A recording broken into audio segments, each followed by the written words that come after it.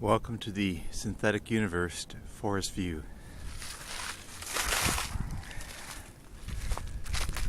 We're just recording a little ways up from where we ended up yesterday, and just to get a view of a different section of the hill, a fairly consistent average 45-degree slope here. We're doing something I think even an advanced bot would find difficult.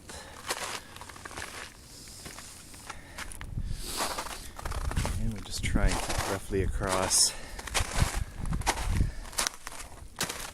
watching our step because it's fairly steep. We've got some snow frozen. I think it's about -7 right now. Just to give you an idea of the jumble of rocks and limbs and such.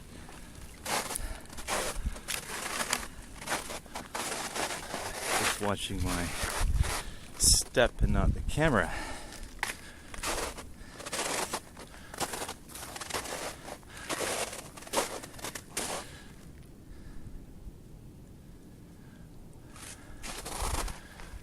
Nice field of view there, fairly clean.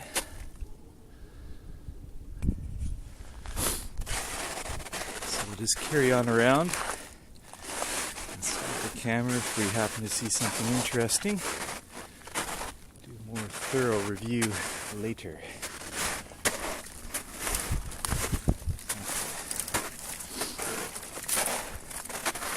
Change my direction based on where I can find some footing.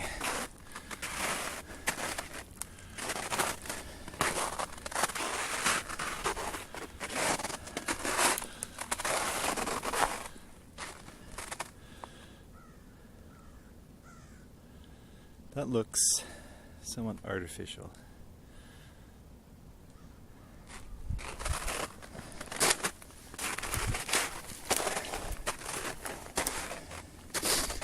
Lots of little caves for small animals, not for people.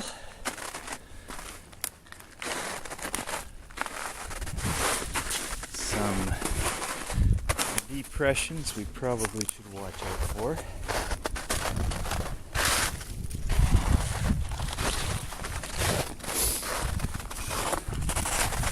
Another very clean-cut rock.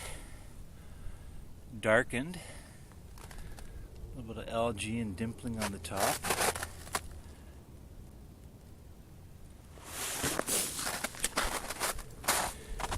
And also similar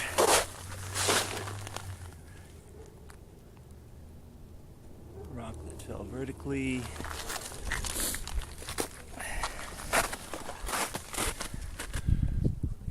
Clean fracture on the bottom there.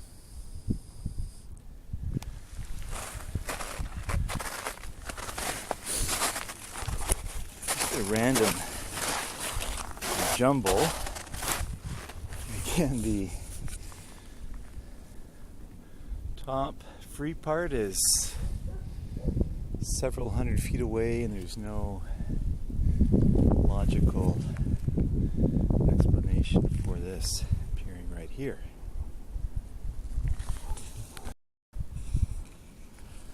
However, we are noticing that there's a lot less dimpling up here. These rocks are clean cut, sharp edges that are not rounded over by any sort of erosion. Some moss covered. We have these depressions appearing randomly. A tree without adequate rooting.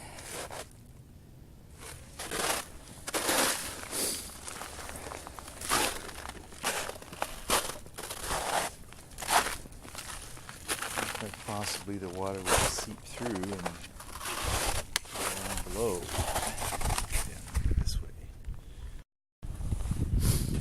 one thing that intrigues me about this whole business is that with coding, for example, you can virtually end up with perfect code. Every character you have typed and indented properly and nested and all of that.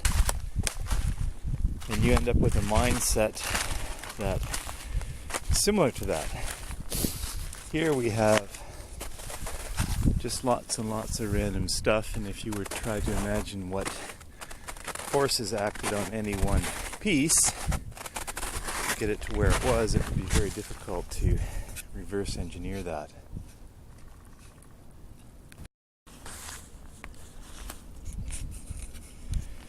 And I think that's one of the challenges for a person like myself, in that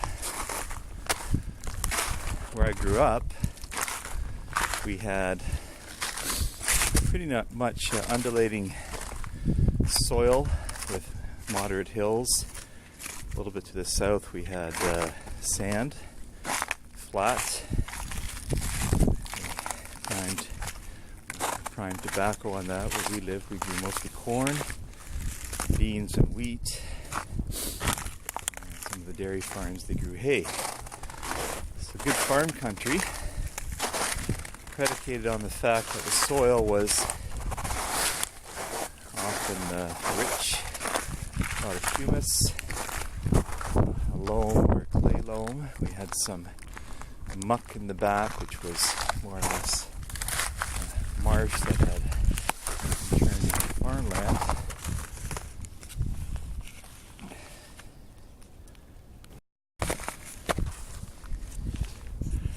So I was never exposed, or rarely exposed, to terrain such as this. We had a Laura Gorge, I think not the Elora north of here, another one, which had a lot of fossils. There are no fossils that I'm seeing here, and I haven't really seen any fossils here at all.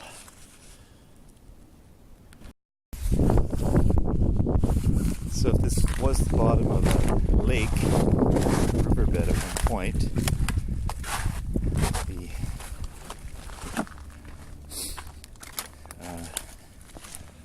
it would have been a lake. There's no sign of any rivers here. Then one might expect at least some fossils, but I see none. No. Zero. Zilch. Fossilization, with the exception of those look like little quartz beads here. Looks like some quartz forming there.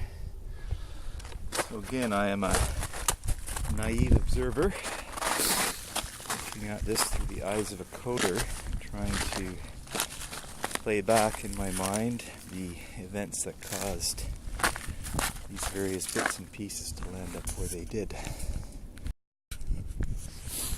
So no observed fossilization, and trees I would guess that are only about 50 or 60 years old, and I think we'll stop there for now.